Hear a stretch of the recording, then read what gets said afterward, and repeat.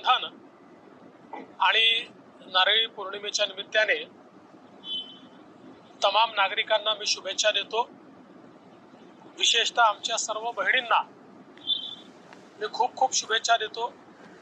रक्षाबंधनाचा हा धागा अतिशय नाजूक अशा प्रकारचा धागा आहे, पण त्याच्यामध्ये खूप मोठी शक्ती आहे। एकीकडे बहीण भावाचं नातं हे त्यातून खऱ्या अर्थानं अधोरेखित होतं आणि त्याच वेळी बहिणींचा आशीर्वाद, बहिणींचं प्रेम याची कवच कुंडलं ही भावाच्या पाठीशी उभी राहतात आणि भावाची शक्ती ही देखील बहिणीच्या पाठीशी उभी राहते।